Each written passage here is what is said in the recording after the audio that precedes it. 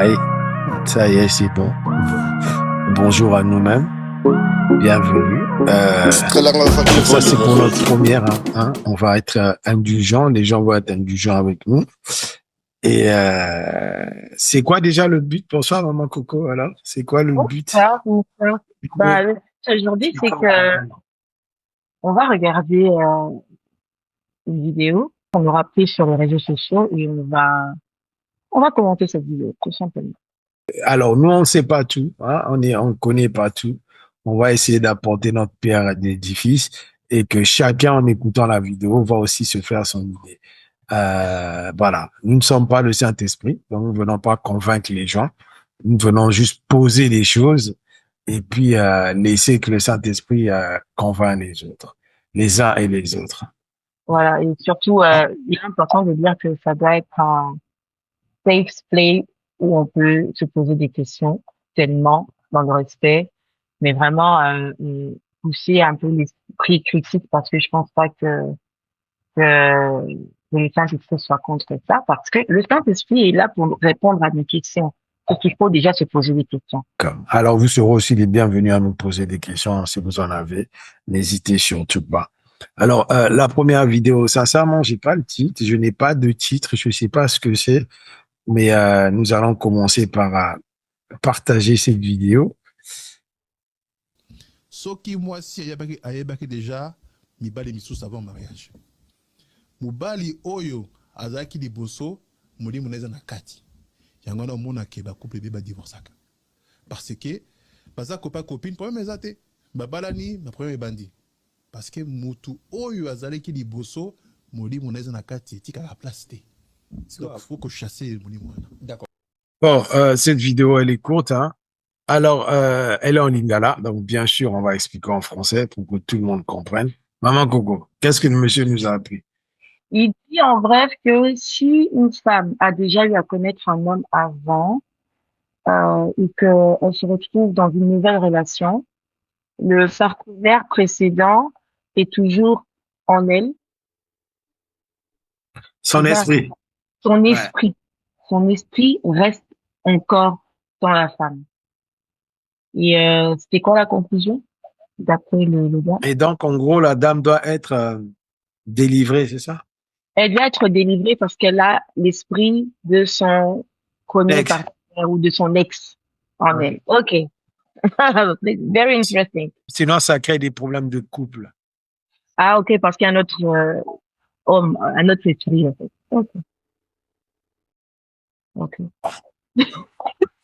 Bon, après, je dois avouer que c'est quelque chose, peut-être que j'ai pas entendu dit comme ça, mais presque la même chose, parce que je connais des gens qui sont d'avis et le soutiennent par un verset biblique. Hein. Il y a un verset qui dit que celui qui va avec une prostituée. Voilà, celui qui va avec une prostituée devient un même corps avec la prostituée. Donc peut-être que c'est dans cette optique-là. Après, moi personnellement, je ne connais, je n'ai pas eu la chance d'interviewer un esprit qui est resté enfermé d'une pape.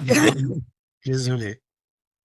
Pour demander un peu comment ça se passe. Mais bon, après, c'est des trucs qu'on entend. Qu'est-ce que tu peux nous dire là-dessus? Est-ce que c'est quelque chose qu'on peut justifier bibliquement parlant?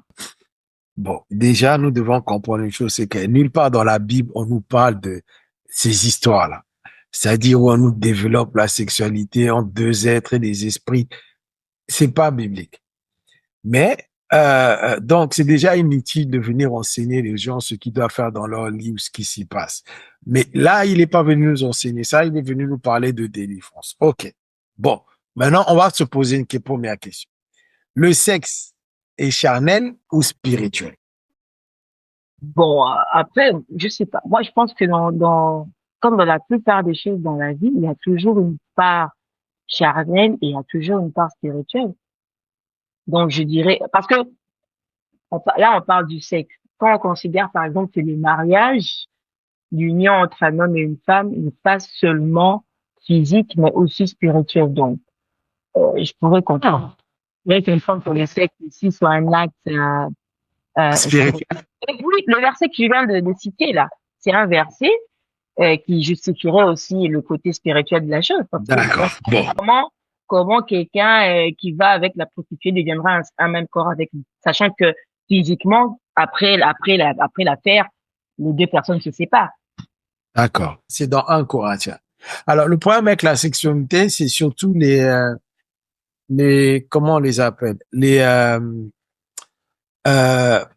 j'ai remarqué les évangélistes, hein, spécialement les Africains, ils ont fait du sexe un problème spirituel. Le sexe n'est pas spirituel. Le sexe est totalement charnel. Nous allons lire, hein, nous allons lire. Dieu dit dans Genèse, il dit que l'homme quittera son père et sa mère, s'attachera à sa femme, les deux formeront quoi? Oui, c'est ça. Voilà. Il a jamais dit formeront un seul esprit. Ok. OK? Il dit bien, hein, l'homme quittera son père et sa mère et s'attachera à sa femme. Et les deux formeront une seule chair. À quel moment l'homme et la femme forment une seule chair? Là, on saute. C'est-à-dire, on quitte Genèse. On attache nos ceintures. On saute dans le Nouveau Testament. Allez, hop, boum. Ça nous emmène dans 1 Corinthiens 6:16. Écoute bien. Ne savez-vous pas que celui qui s'attache à la prostituée est un seul corps avec elle? Car il dit, les deux deviendront une seule chair. Le moment où ça forme une seule chair, en fait, c'est quand les deux viennent ensemble. Donc, c'est la sexualité, tout simplement. Ok. OK? Donc, on nous parle de chair, là. Il n'y a pas d'esprit. Maintenant, qu'est-ce que Dieu a voulu dire par les deux formeront une seule chair? Ben, en fait, c'est vrai. Il y a une chose. Déjà, quand on a un enfant, l'enfant porte l'ADN de papa et de maman. OK? Si tu prends un bébé, c'est une seule chair. Je vais avec ma femme, nous formons une chair, c'est cet enfant-là. Parce que dans la chair de cet enfant, on va retrouver une partie de moi, une partie de la femme. N'est-ce pas? OK. Mais on continue. Il y a aussi tout ce qui va avec, tout ce qui est maladie. Tout ça, c'est charnel. Il n'y a rien de l'esprit là. On ne voit pas quelque chose derrière. Non, c'est dans la chair. Dans la chair, ce que je vais porter, en m'associant avec une femme sexuellement, je vais les lui transmettre et vice-versa. Et il y a aussi des émotions. Toutes ces choses, tous ces événements, tous ces éléments réunis sont charnels. Il n'y a rien de spirituel. C'est pour ça que la même Bible, toujours dans 1 Corinthiens, quand on nous parle de l'impudicité, qu'est-ce qu'on nous dit? On nous dit, fuyez. Explique-moi comment tu vas fuir en esprit. Moi, je sais pas. Explique-moi. Tu es là et tu disparais en esprit, tu te tiens fort. Non, on te Non, dit. quand on dit tuer l'impudicité, c'est clair que l'acte ne se commet pas spirituellement, mais peut-être que ce sont les répercussions qui sont spirituelles, peut-être. Peut-être que la conséquence de cet acte qui est purement charnel sont spirituelles dans ce sens-là, peut-être. Non, la sexualité elle-même n'est que charnelle. On va demander à Jésus, Seigneur, rappelle-toi cette histoire de cette dame qui va épouser les 7 frères, n'est-ce pas? Elle épouse un premier frère, elle fait pas d'enfant avec, le premier meurt, elle épouse le deuxième, jusqu'à la fin, elle épouse tous les 7 frères.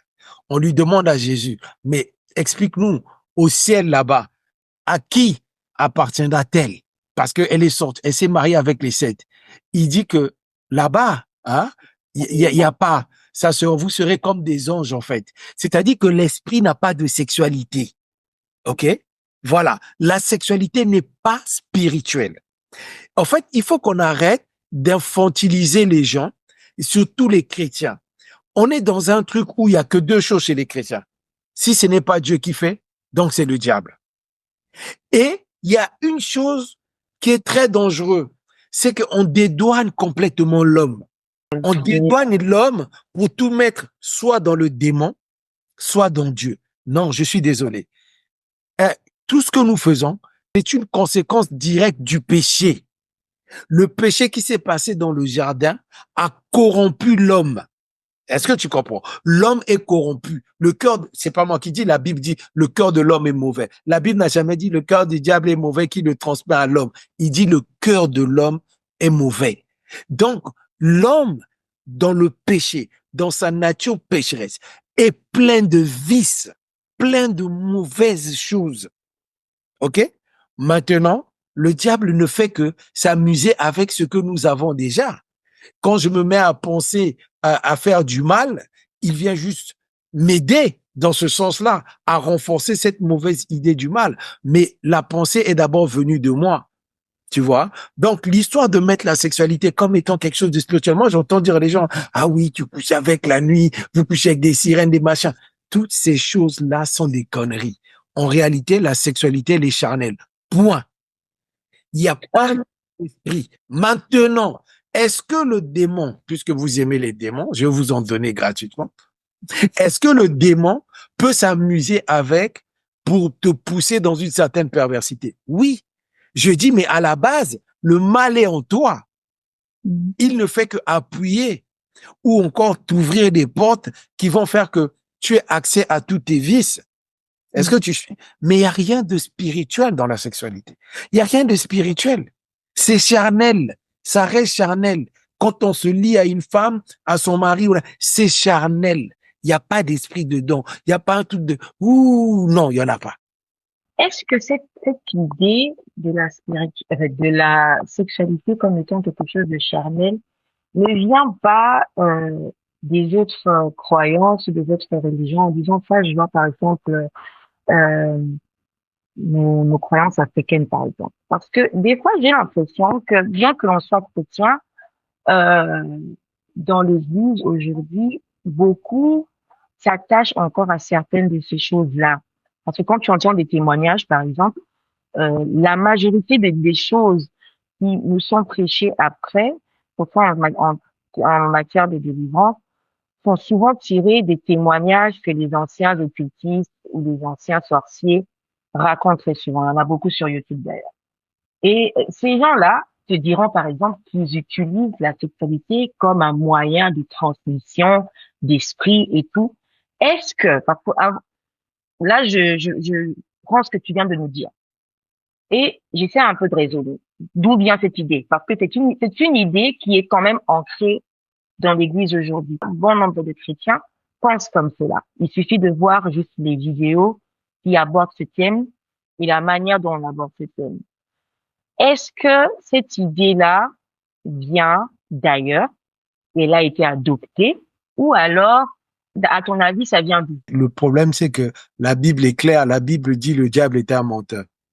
D'accord? Moi, quelqu'un qui vient, qui s'assoit devant, qui dit que j'étais un ancien occultiste et qui va soi-disant faire un témoignage dans lequel il ne parle que de sa vie de démon, de sa vie de sorcier.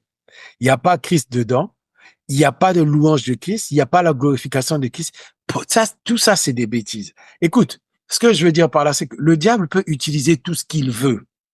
Tu comprends? Pour t'atteindre. Le diable nous atteint qu'à travers ce que nous avons déjà. C'est pour ça que Dieu va dire à Caïn, attention, attention, ne laisse pas le péché dormir devant ta porte. Tu vois ce que je veux dire? Parce que en réalité, qu'est-ce que Dieu voulait dire par la porte? La porte n'était pas la porte de sa maison. Sa porte, c'était les pensées. Caïn avait déjà commencé à faire du mal à son frère dans ses pensées. Et Dieu lui dit, il faut fermer cette porte-là. Pourquoi? Parce qu'en réalité, si tu la laisses ouverte, tu ne fais que ouvrir des boîtes de Pandore. Et nous savons d'où ça l'a emmené. Tu vois ce que je veux dire? Le diable peut tout utiliser chez nous pour atteindre des gens, pour rentrer dans nos boissons, nos machins. S'il veut, il peut utiliser tous ces éléments. Ce n'est pas ça qui est important. À la base, la sexualité elle-même, elle est naturellement charnelle. Deux esprits ne couchent pas. Les esprits ne couchent pas. Il n'y en a pas, ça n'existe pas. Et nous avons fait de ça, tu vas remarquer, surtout chez les évangélistes et en particulier les Africains. La sexualité chez nous, déjà, il faut savoir que ça reste quand même un sujet assez tabou, déjà culturellement. Alors, rester dans un truc où c'est diabolique, que c'est spirituellement mauvais, mais ça arrange en gros les Africains pour rester dans cette fermeture. Parce que quand tu prends les évangélistes européens, je dis pas qu'ils sont meilleurs, mais par exemple, quand tu prends les évangélistes européens et qui parlent de sexualité dans l'église, ce n'est pas de la même manière. Nous, quand on en parle, il y a toujours le diable. Attention, il est sorti avec une fille la nuit, il s'est réveillé dans un cimetière. Toutes ces choses-là, on entend parler, on ne voit jamais. OK? Moi, je reste sur la Bible. Je dis bien, le diable peut utiliser tous les moyens pour nous atteindre. La Bible dit quoi? L'amour de l'argent est quoi? À son côté. Alors, est-ce qu'aujourd'hui, tous ceux qui aiment l'argent et qui ont l'argent sont des gens à problème? À son côté. Ben voilà. Donc, ce que je veux dire par là, c'est simple.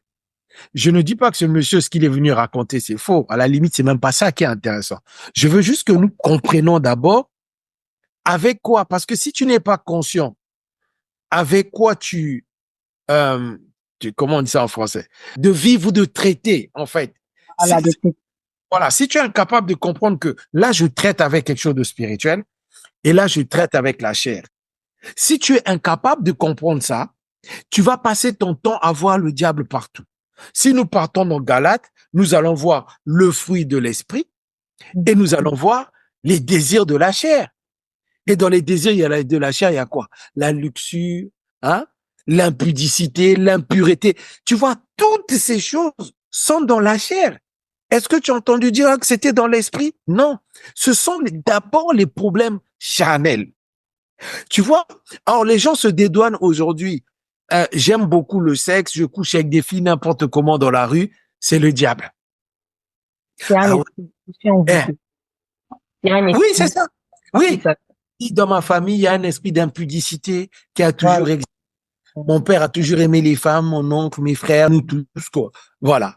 Et maintenant, tous les jours, on fait des délivrances qui n'existent pas, alors que mon problème n'a rien à voir avec un esprit, c'est charnel. Qu'on se dise la vérité, hein. Qu'on se dise la vérité, parce que il y a un vrai problème à ce niveau-là. Et je pense que j'ai beaucoup aimé la phrase que tu as dit. Quand tu ne sais pas avec quoi tu traites, tu vas forcément chercher les mauvais remèdes.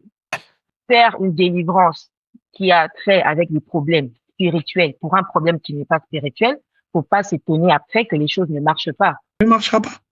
Sauf que nous, on cherche pas à comprendre que peut-être qu'on est sur une mauvaise piste. Ce que l'on fait, c'est qu'on s'efforce à faire quelque chose qui hier n'a pas marché, se disant il faut encore beaucoup plus de prières, beaucoup plus de délivrance. Peut-être qu'il faut juste se poser la question, est-ce que mon problème est d'ordre spirituel ou pas? Ça marchera pas. La Bible dit dans Galates, marchez avec l'esprit et vous n'accomplirez pas les désirs de la chair. C'est-à-dire que la seule chose qui fera que je n'accomplisse pas les désirs de la chair, c'est ma marche avec l'esprit. Plus je marche avec l'esprit, moins j'accomplis les désirs charnels. Nulle part on a dit, va prier, va faire la délivrance, va machin, on te demande de marcher avec l'esprit. Donc, que ce monsieur, aussi gentil qu'il soit, lui, il a la barbe, moi, j'en ai pas, venir s'asseoir là avec sa grosse barbe et nous dire que non, une femme qui est sortie avec quelqu'un, eh ben, l'esprit de cet homme-là est resté en elle et ça fait que ça va lui créer des problèmes dans la maison si on fait pas une délivrance. Tu vois, c'est tout, tu vois un peu ce genre de manipulation? Je ne dis pas ici que le diable ne peut pas t'utiliser, peut pas utiliser une relation amoureuse pour atteindre quelqu'un. Ce n'est pas ce que je dis. En fait, en gros, ces choses-là ne m'intéressent pas. Parce que tant que Dieu ne te l'a pas révélé, tu ne peux pas en parler. Donc, venez nous dire ici qu'à chaque fois que tu sois avec quelqu'un, l'esprit de cette personne reste en toi. Eh ben, dis donc. Bon, il faut m'appeler les gens alors, hein, parce que tous les esprits qui sont restés en moi là, j'ai vraiment besoin de délivrance. Non, mais attends, tu n'as pas eu de délivrance pour sortir tous ces esprits qui sont restés en toi. Peut-être qu'ils sont encore là et qu'ils ne se sont pas encore manifestés. Là, maintenant que tu dis ça, je te regarde avec un angle. Parce que tout simplement, il n'y en a pas eu. Le sexe est charnel. Si j'ai pu contacter des choses... Ils vont se manifester demain, peut-être. Ou alors, tu ne sais pas que c'est eux qui sont derrière tous les problèmes que tu as dans ta vie. Bien sûr. C'est ce que qui te manquait jusqu'à présent. C'est pour ça que je dis, tu vois pourquoi les chrétiens sont malheureux? Parce que le chrétien n'a jamais tort. C'est pas lui, c'est pas dû à ses mauvaises décisions que ça ne marche pas. Ce n'est pas dû à son manque de courage. Ce n'est pas dû à son manque d'intégrité. Non, non, non. Il aussi. Non, ce manque de discipline, non, c'est pas ça. C'est le diable. Lui, le pauvre, ah ouais, il a connu tellement de filles. Ah ouais, il y a une fille là, elle était bizarre, cette fille. C'est sûr que cette fille lui a laissé un truc. Tu vois, sur quoi on s'accroche que sur des bêtises, en réalité, qui n'ont aucun pouvoir sur nous et font que les gens, aujourd'hui, n'avancent pas. Il Ils n'ont faut, aucun pouvoir sur nous, mais ils peuvent avoir un pouvoir sur nous. La foi vient de ce qu'on entend. Quand toi-même, tu entends et tu commences à croire toi-même à ta connerie, quand toi-même tu te convaincs que tu as un esprit qui te hante, crois-moi, ça peut avoir des répercussions sur toi. Même si à la base, peut-être que l'esprit, il est imaginaire, mais le fait que toi-même tu puisses y croire, tu vas vivre dans cette foi-là, dans cette croyance-là, et ça aura des effets néfastes sur toi. Mais après, c'est pas parce qu'il y a forcément un esprit. c'est pour ça que la Bible dit, la foi vient de ce que l'on entend et ce qu'on entend de la parole de Dieu. Donc, tout ce que tu entends qui n'est pas de la parole de Dieu, tu devrais ne pas avoir foi dessus. Tu comprends ce que je veux dire ou pas? On devrait ne pas s'attacher à ces choses-là. C'est pour ça que, en fait, les chrétiens on est rentré dans un truc où c'est plus de notre faute. Si rien ne marche dans ma vie, c'est le diable. C'est jamais de notre faute. Ou c'est la volonté de Dieu.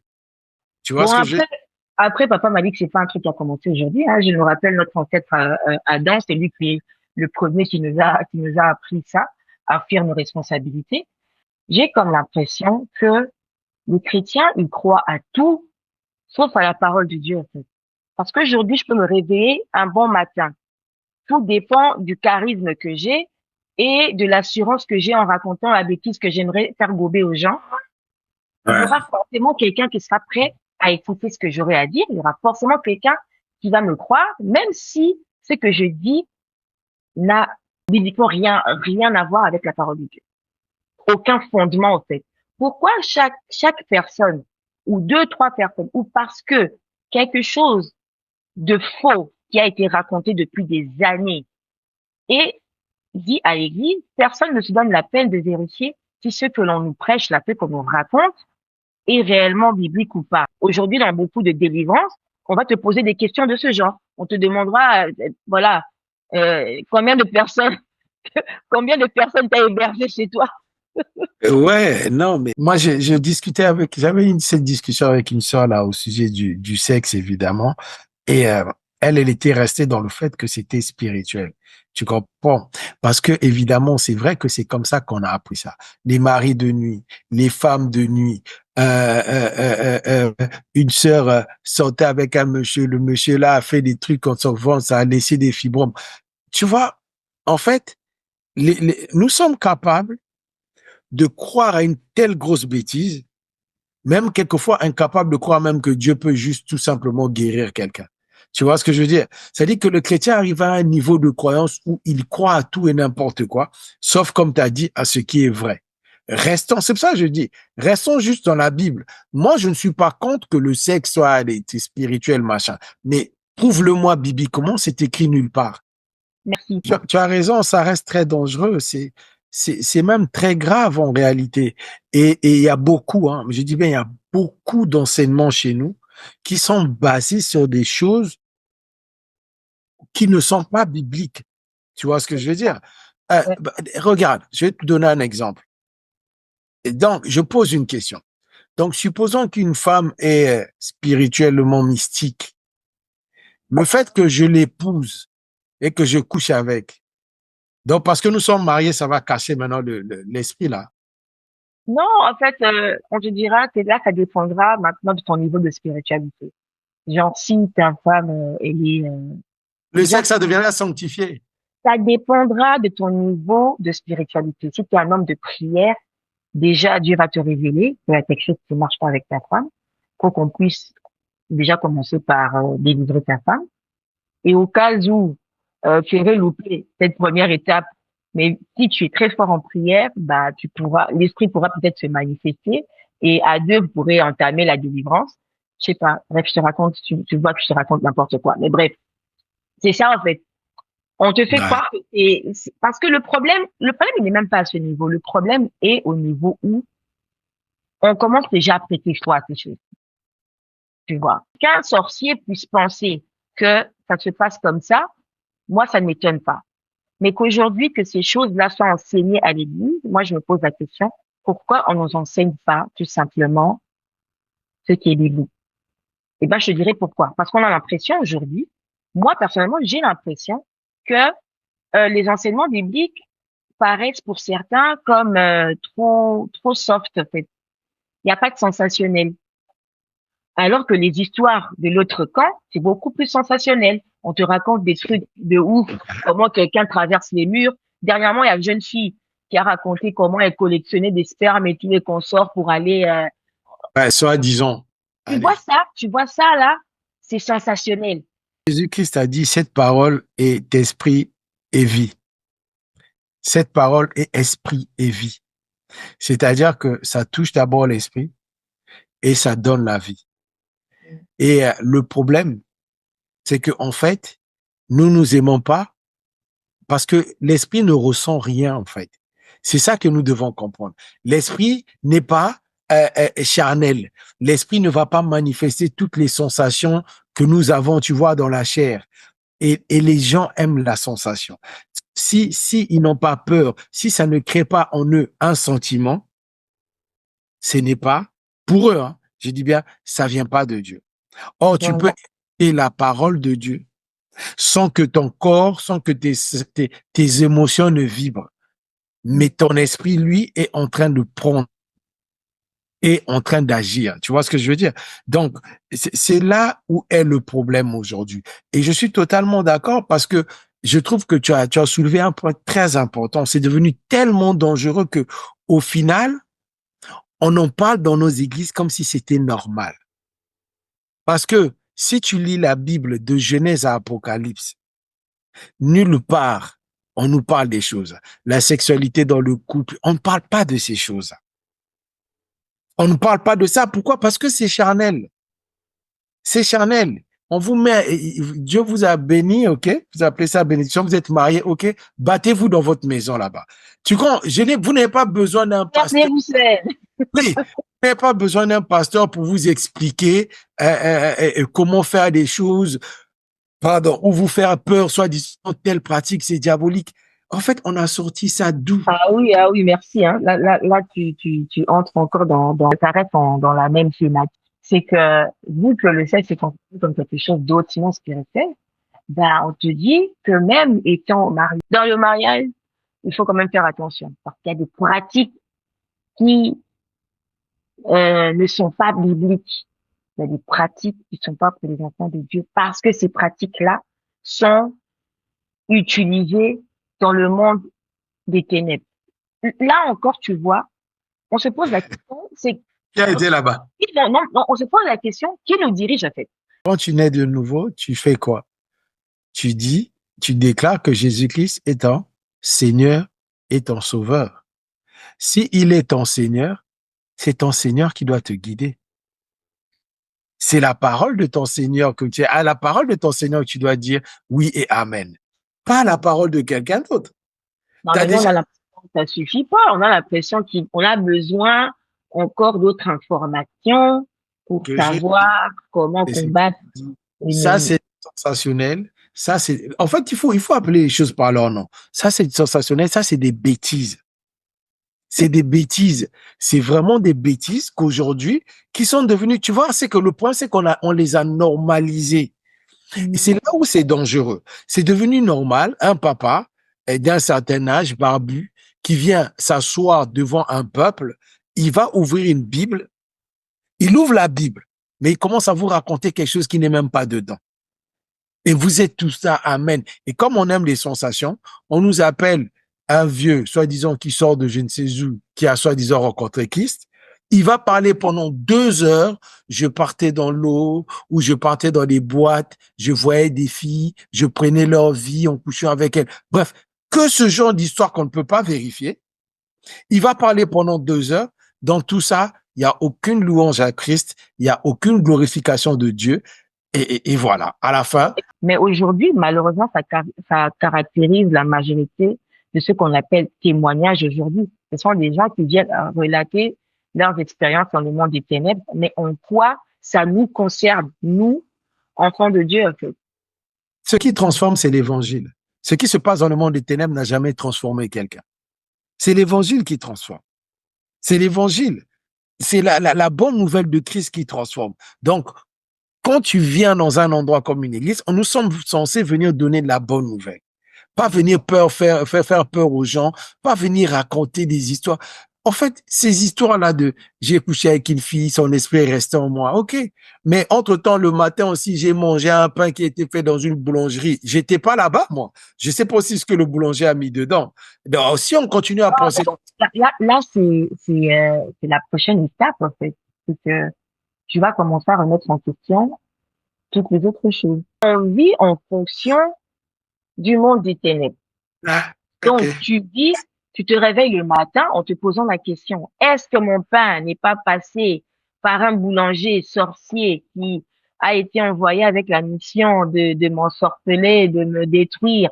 Tu te mets à prier contre le boulanger. Tu te rappelles que ce boulanger-là, peut-être que lui, avant de faire le pain, il était allé faire sa manicure chez une esthéticienne qui, elle, était une sirène, qui a aussi mis un esprit. Tu commences à prier euh, contre l'esthéticienne qui a fait les ongles du boulanger. Tu vois un peu dans quelle constellation on vit. Quand tu te maries aussi, tu prends la fille, tu la mets dans ton lit tout nu, tu pries d'abord sur elle.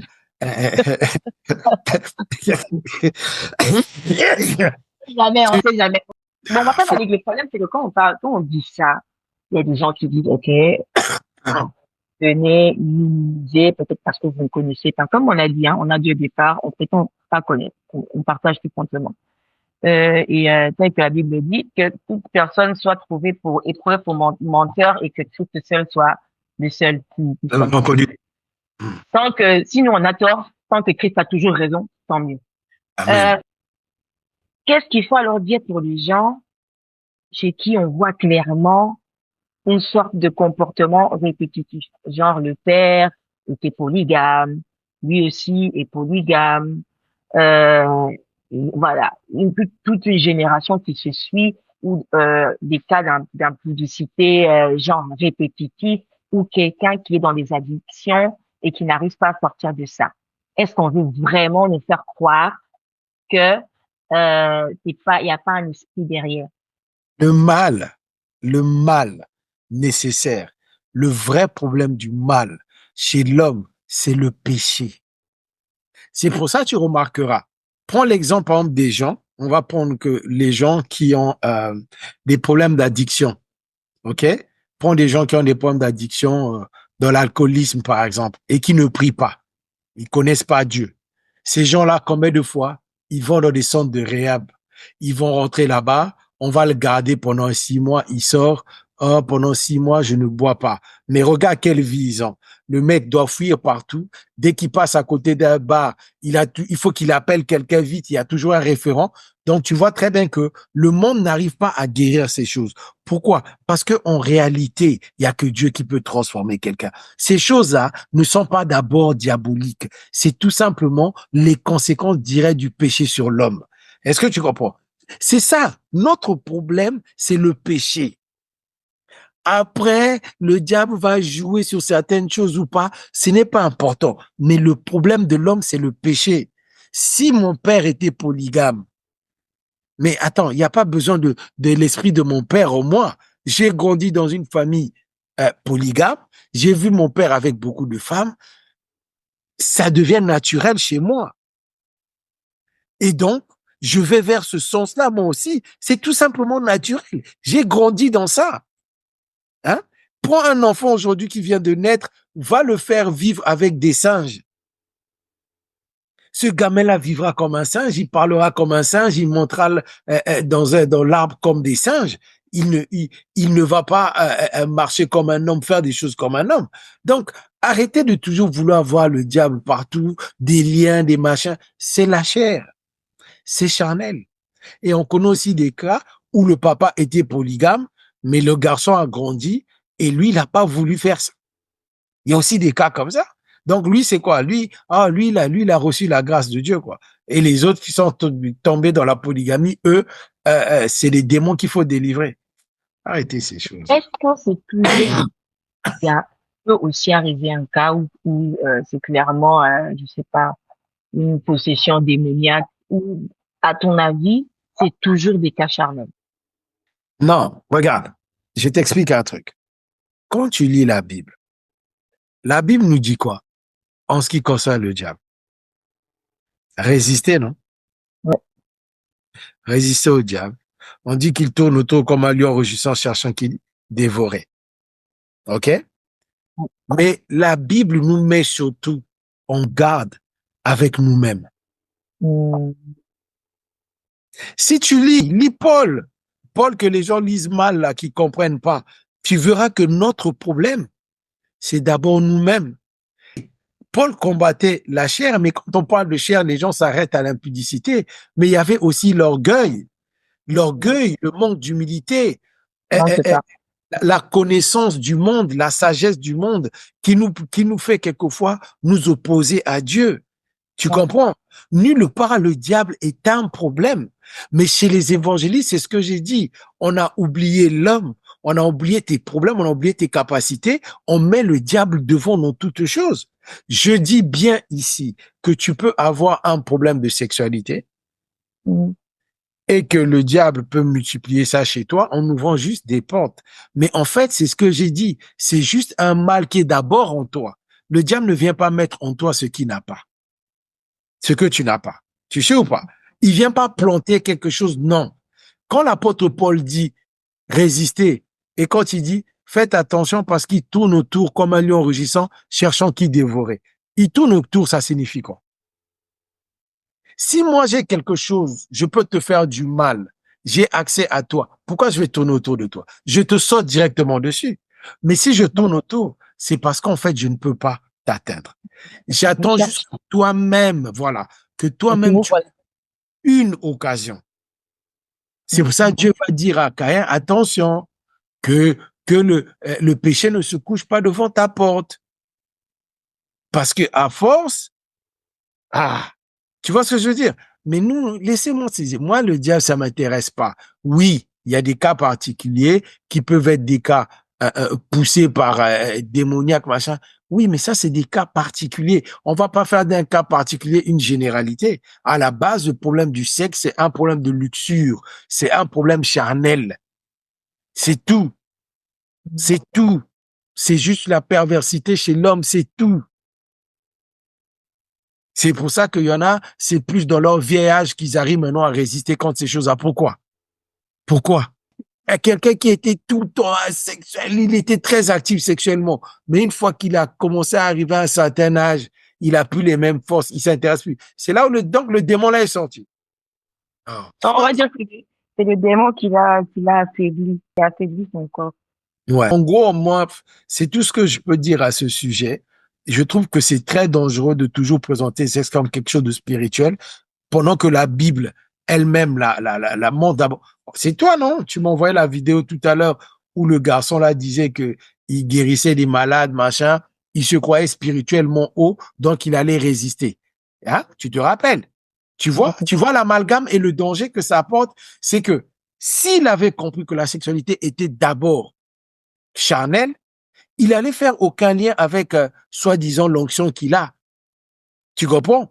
Et il aurait évité d'être dans des positions qui feront qu'il tombe. Mm. Ah oui, moi je suis pas parfait, moi. Mais si tu vas me mettre dans des situations où personne ne me voit, où je suis qu'avec quelqu'un, en plus le genre de femme que j'aime, ne t'attends pas, même si tu m'ouvres la Bible, ne t'attends pas à ce que je te lise. Non, mais c'est ça le truc. La Bible nous dit fuis. Et toi, tu veux dire, non, moi j'ai l'onction. Moi, je suis enfant de Dieu. Ce matin, j'ai prié. Ça fait une semaine que je jeûne sans effet. Mm. Non, faut J'ai arrêter. comme l'impression que des fois, en cherchant à utiliser la peur comme un instrument pour faire, parce qu'on sait que quand les chrétiens ont peur de quelque chose, on se dit qu'ils vont s'éloigner de ça. Moi, personnellement, j'ai l'impression que ça ne marche pas. Et ça empire même la chose. Parce que aujourd'hui, je ne pense pas que beaucoup d'hommes de Dieu ne savent pas que ce problème est d'ordre charnel. Mais on aime trop pousser l'aspect spirituel, se disant que voilà, les gens auront peur des possessions démoniaques et tout consorts. Mais comme on peut les voir dans la réalité, ça ne marche pas. Mais de l'autre côté, ça emmène aussi à ce que les gens ne puissent pas prendre la responsabilité sur eux-mêmes. Quand tu te dis c'est un démon, tu n'auras jamais le temps de te remettre en question et de te discipliner tout simplement. Quand on dit fouiller là, c'est être discipliné. Ne te mets Voilà. pas dans des conditions qui peuvent te pousser à agir comme ça. C'est En tout. fait, ça demande ta participation. En fait, c'est quelque chose que toi tu dois faire. Le Saint-Esprit ne viendra pas fuir à ta place. Il viendra pas te prendre et commencer à courir avec toi. Non.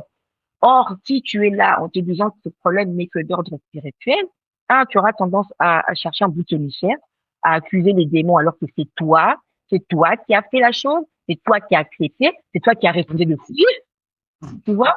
Et quand tu prends pas tes responsabilités, tu pourras jamais trouver l'aide, en fait. Il y a beaucoup Ah, de gens aujourd'hui, je me dis, qui dans ce domaine attendent des délivrances, alors que le premier pas de la délivrance pour moi, c'est déjà d'accepter que non, c'est pas le démon, c'est moi. ouais, c'est charnel. C'est charnel. Je dois juste marcher avec l'esprit. Et C'est juste ça. Bah, écoute, c'est excellent. Moi, je pense que c'était parfait comme conclusion. En tout cas, ma prière, c'est pour nous tous, hein, qu'on arrive vraiment à faire la part des choses. Tout n'est pas spirituel. Et puis, ouais, que Dieu vraiment nous aide à distinguer ces choses-là.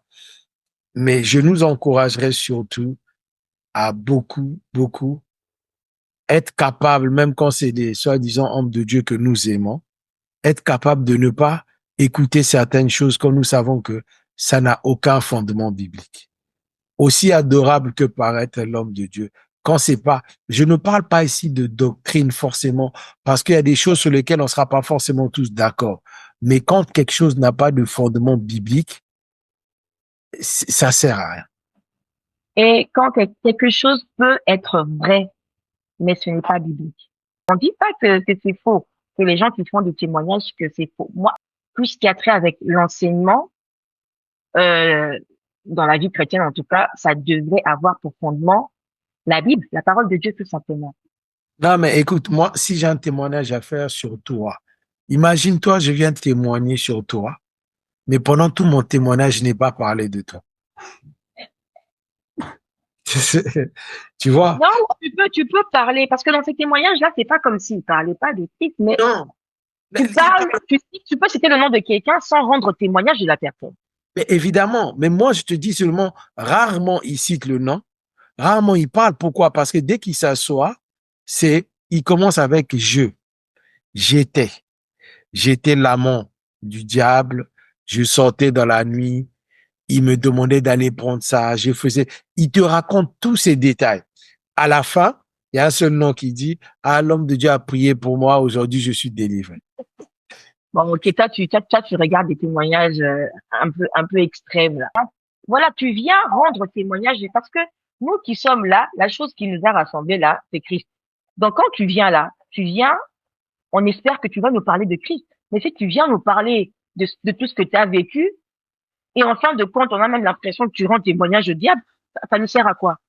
C'est ce que je dis. Même s'ils citent le nom de Jésus dans leur témoignage, ces gens-là ne témoignent pas Christ.